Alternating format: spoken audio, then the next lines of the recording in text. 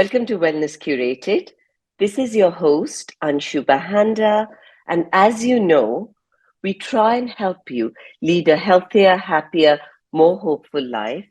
And we do so by getting you ideas, tips, tools, trends, techniques from experts from all over the world. So today we're going to explore the multifaceted impact of social media platforms on individual psychology and on emotional health, both positive and negative. And for that, we've got leading expert, Dr. Parvin Dadachandji, who's a renowned psychiatrist, and she has extensive experience in child and adolescent psychiatry. We also have Kushnaz Turner, and she's known in the digital world as Cat Diaries.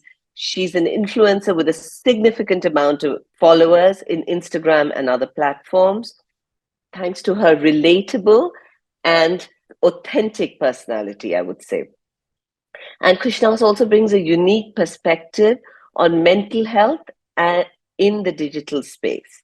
So welcome to the chat, ladies, and thank you for being here with us. We want to start on this note that social media isn't all bad.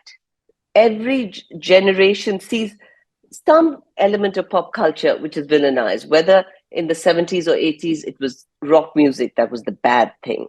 In the 80s and 90s, it was video games. And now it's social media. I wonder whether these things are a bit unfair because it overlooks the individual's responsibility.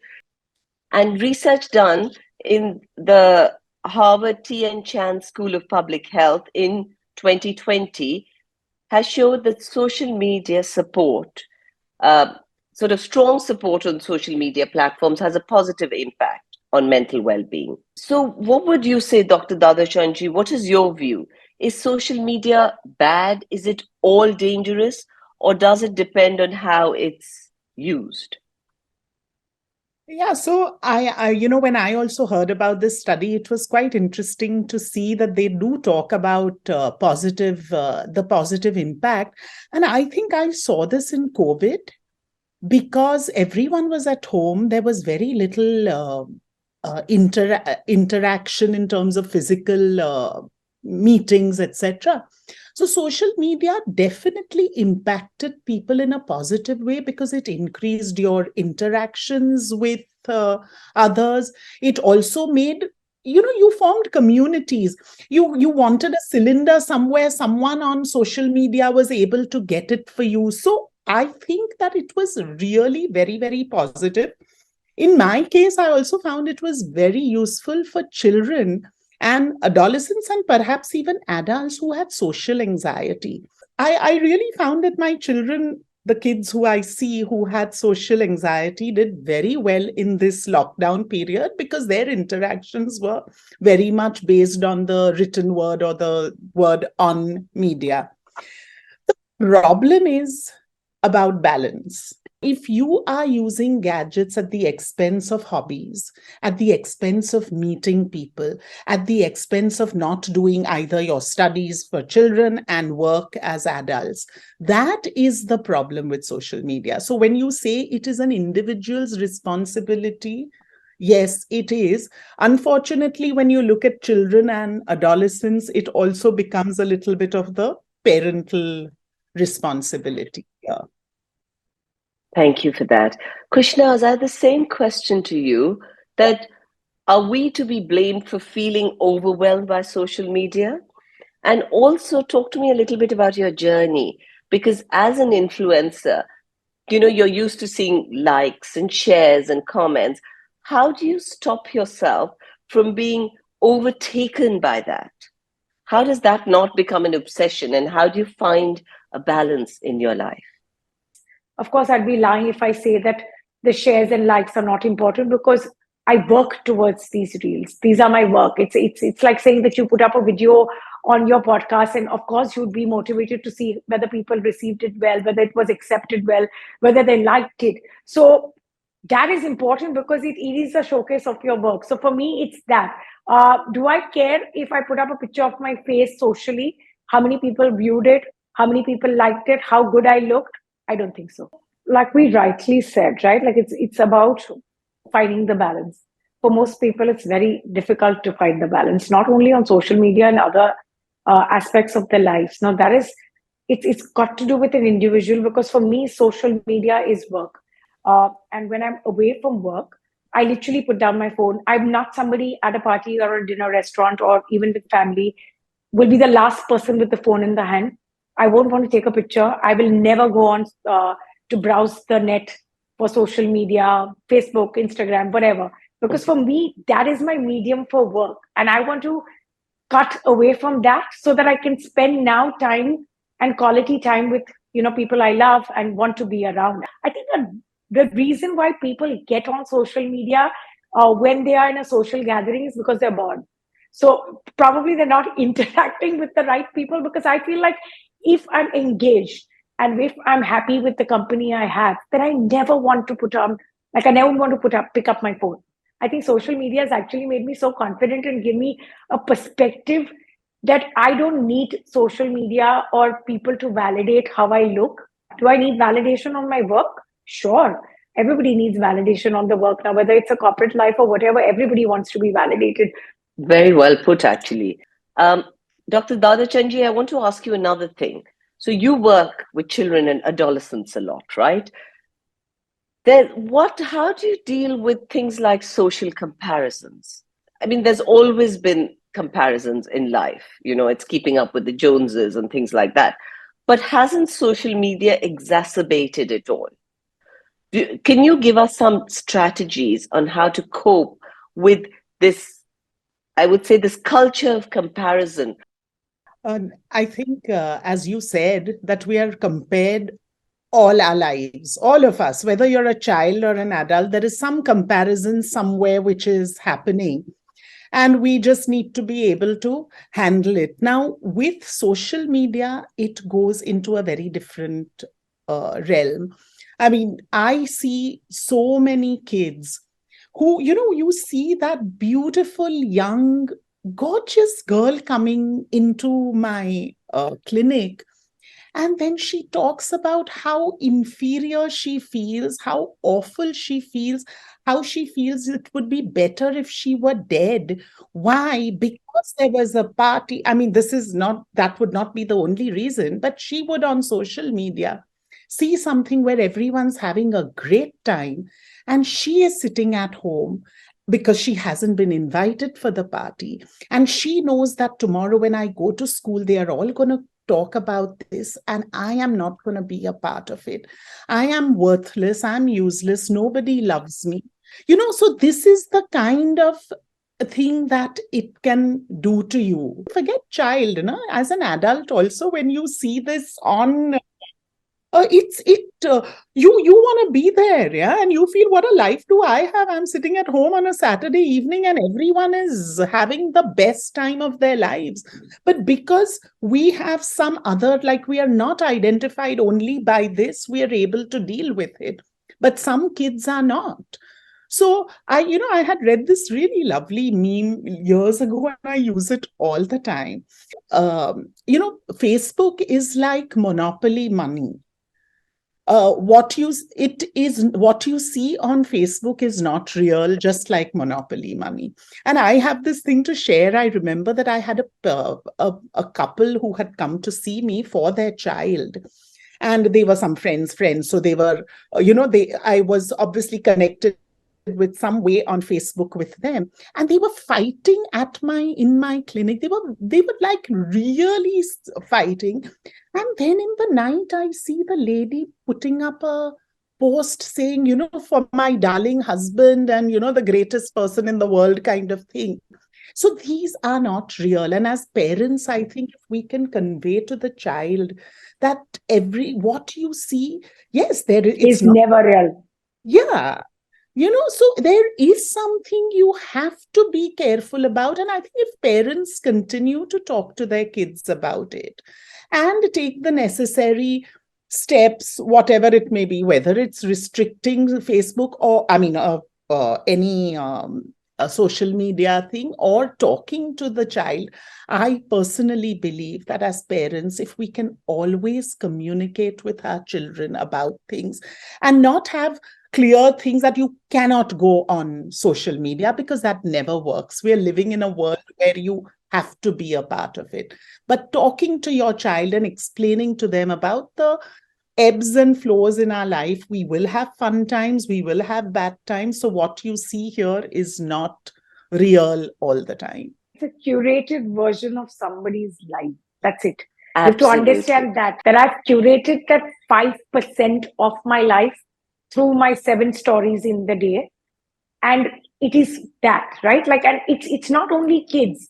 I see this with adults who feel like somebody is leading the it life. And this is socially, this is not even, we're not even talking about social media stars, but people get impressed by regular people's social lives and feel like they should want to party like that on a Saturday, or they should have been invited. So it's not kids, it's as much as it is adults. But ladies, you both hit upon a very, very, very important topic. Today, everyone is a content creator. Anybody who gets onto social media is a content creator.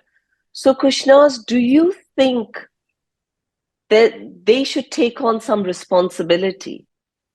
I think today's content creators definitely are authentic, and being perfect is a myth. Nobody's perfect, nobody's relationships are perfect, and there is no such thing as perfect. You have to make things work. And this is what I constantly tell even my kids, that everything is a work in progress. Yourself, your relationships. In the last 2 years, I have made it a point that once every while I will come on and say this happened. I don't like to talk about any negatives on my page, and hence I don't say it. Doesn't mean it's not happening to me. It's just something that I don't want to magnify. And hence I don't, this is my belief, because I believe in the power of manifestation and the power of positivity. So I don't want to give that any more power than it already has.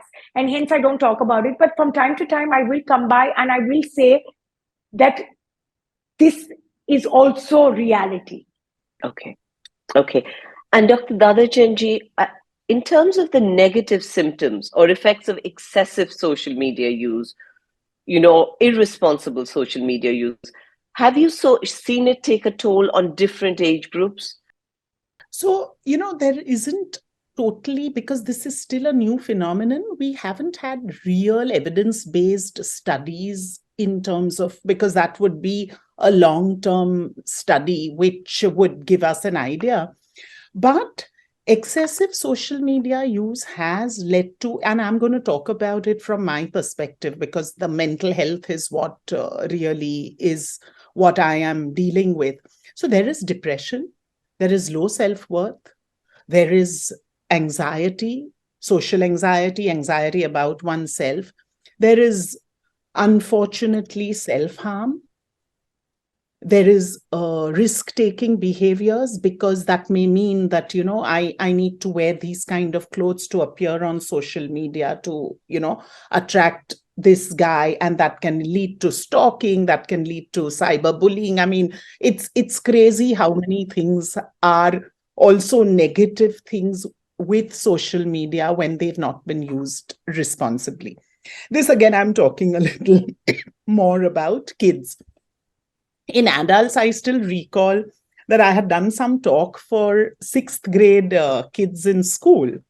And we were talking about social media, and I had to talk about gadgets, etc. And I was just talking to the kids, and one girl put up her hand and she said, "But doctor, what happens when my father is all the time on his phone, and he is laughing and he is sending messages?"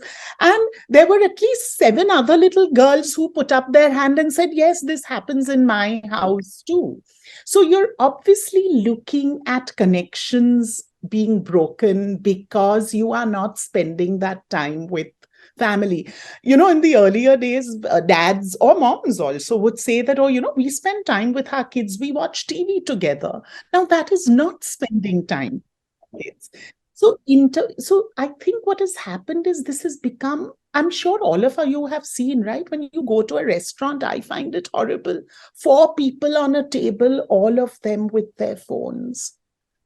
And Face it down is, phones.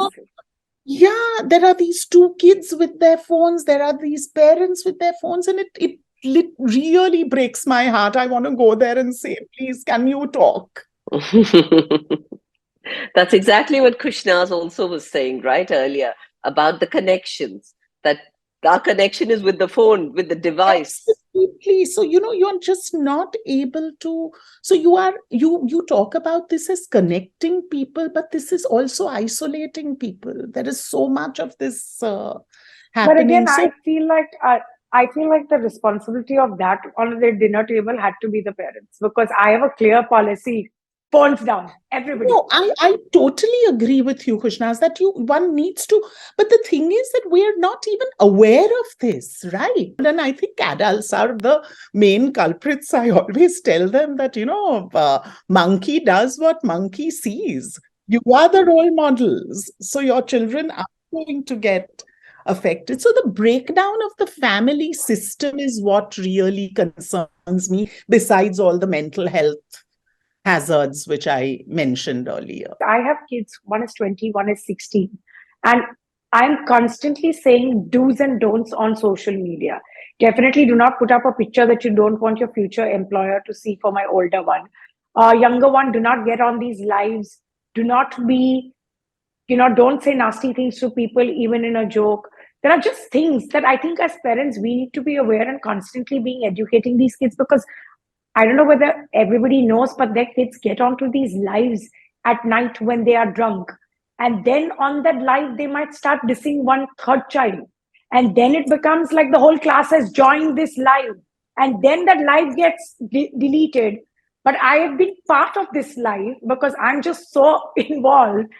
And I was shocked as what is happening. So I'm saying that as parents, are we connected? Do we know that the kids tend to put you on, you can't see what they're posting, you can't see their stories? And should we not be this whole new thing of privacy? I I feel as parents, there should be no privacy. They have no privacy. They have no right to privacy as long as they're living under your roof. No, See, the problem is the rules. I There's would no not rules at agree the with moment. that about no privacy, but I think it has to be given slowly. So, yeah, as you say, there are no rules. So, when you set rules from the beginning, you give your child a phone without setting any boundaries. And then you realize that, oh, my child is using the phone till 1 in the night. And then you say, okay, now you give it back to me. It doesn't work, but I'm giving you the phone and these are the rules. So, if But that also, there's is no legal rules from the governments. Because think about it, you're not allowed to drive a car because you can have an accident on the road without going through this whole process of getting a learner's license, then a normal license. People can harm people here. And on that note, Kushnaz, I want to ask you, what can influencers do about promoting a healthier, more responsible, safer environment for people? Can they actively help combat issues like cyberbullying, say? So when you're influencing, it's not only influencing about fashion, beauty, lifestyle, right? It can be influencing people to do the right thing, which is exactly what we did in the 2 lockdowns and in COVID. We helped connect resources. If there is bullying, I take that on very seriously on my page and I don't allow it at all. And actually, when people say don't engage with the bullies, I'm like, it is my page. And if somebody has the right to come and say anything, which I don't agree with, and I think it is not right, then I will definitely go and comment on that, because there is no way I'm going to let you, come and be nasty, unkind on my page, because I won't allow it at all. And if I see it happening on somebody else's page, I won't even allow it there, because that's the person I am. So I think in a very large place, I also feel that it's very important for us to do this. And I think lots of people do. I know my best friend, who's also a content creator, she talks about mental health. And she's somebody who's battled mental health and she talks about it openly. There's another girl also who openly talks about it. And once every while, I will share that on my story. So somebody who isn't aware will go and look at that if it, if it helps them. It's important to do these things. That's fantastic. Thank you. And Dr. Dadachanji, how can one curtail the negative or the adverse effects of social media? I know you say, that with kids and even with adults, give them healthy boundaries, limit the use of screens, but we use screens for everything today.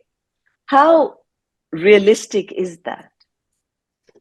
So again, I think there is screens and there is social media, right? I think there is a little difference in that, because when you may have to be on the screen to do your homework, for example, but you don't need to be on social media. So, there was this very interesting study done by, again, a small study by the American Psychological Association, where they had these two groups of kids, and they told this one group to curtail their social media to 60 minutes and less per day, and the others were doing 3 hours plus whatever. And then they had these questionnaires, before and after. So when they did this study, it was, of course, a small little non-double blind study.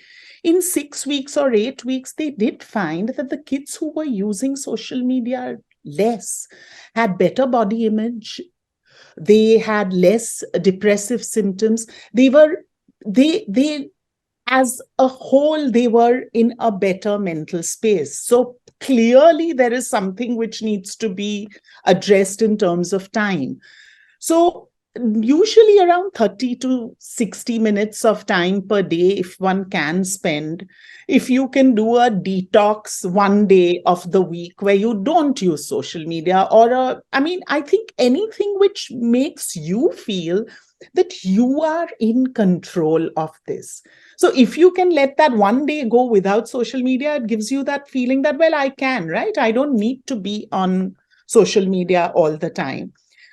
Also, using it to your advantage. So I was a part of a group which used to do support for people who had lost loved ones to suicide. So that made, you form a group for that, for other mental health issues. So if you can use social media to your advantage, that is another thing which one can look at.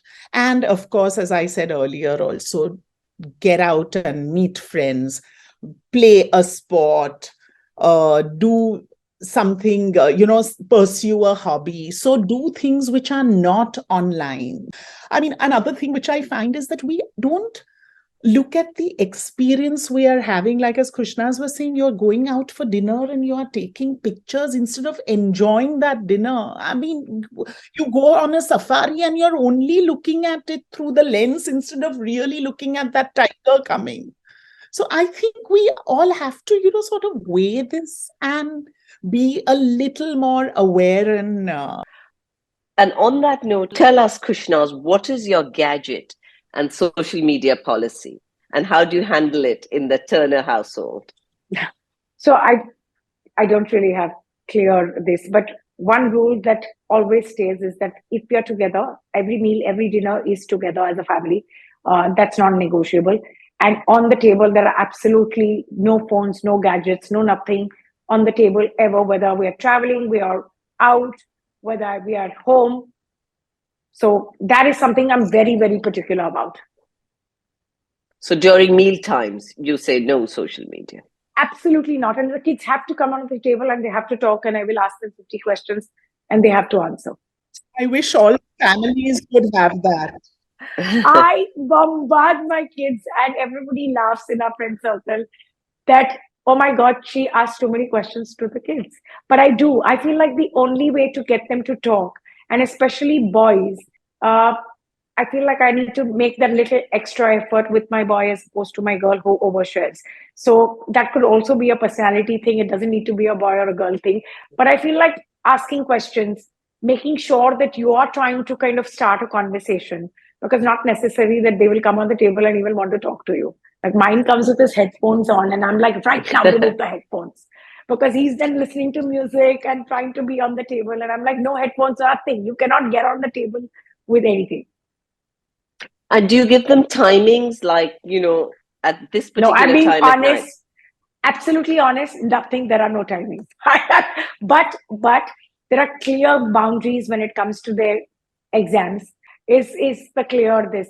Other than that, there are really, means there are no rules. as such. Thank you. Thank you for that. And I like the fact that you're empowering them to make their own decisions. So, last week I was in the offices of Meta and we talked a lot about AI and AR and VR, all the way the world's going to change. And everything, as we know, is digital today, or it's becoming digital. Education is becoming more and more digital. Work with Zoom, lots of people are working from home. Shopping, healthcare, you name it, entertainment, everything is becoming digital. And in the book Outliers, which you might have read, Malcolm Gladwell has said that one of the reasons Bill Gates was so good with computers is because he had access to them. And he spent all these hours, I think he talked about 10,000 hours, on the computer. And that's what made him so good. Using that logic, Dr. Dadachanji, do you think we should let our kids be as digital as possible? So again, I would say what I said earlier, that in terms of being digital and in terms of social media, there is a difference. Also, do we want all our children to be Bill Gates? No. We want some of our children to be Sachin Tendulkar, or we want someone to be an Alia Bhatt, or we want someone to be an Ambani, or whatever. I'm just, the point here is, again, that when your whole life is only based on how many likes you got or shares you made, or what someone else thought of you, or someone else having a good time, these are things which are not, you can spend as much time on your computer doing other things, doing a course, learning something else, as long as it is not at the expense of real life encounters. So I don't think it's about not using your gadget. It's about, again, how you use it. That is the important thing. And Krishnas, would you like to comment on that? Is it a necessary evil, the gadgets and the social media? So I also think this 10,000 rule, 10,000 hours, is actually a thing that says that 10,000 hours is what you needed to put in to be successful in anything that you do. So not necessary. And this is another conversation that I've had with my kids, saying that that is non-negotiable. The 10,000 hours that you put into anything, whether you put into the gym to look a certain way, to put into going to work, that is non-negotiable. You're not going to get successful. You're not going to reach what that other successful person has reached by not doing those due diligence of the 10,000 hours. That is the 10,000 hours. For him, it was his computers. For you, it is your podcast. So it's 10,000 hours put into what you want to do with your life. It's not 10,000 hours of you scrolling reels, because that is just going to make you an expert of the reels. I don't know what else it will do for you, and also give you an overload. So when you consume too much content, and this happens to us all the time, because I consume content as a referral point to research, I get burnt out, and people fall into the rabbit hole, I would like to say, of browsing reels and going through reels, and one reel leads to 500 reels, and then before you know it, it's been 1 hour and you're just scrolling reels.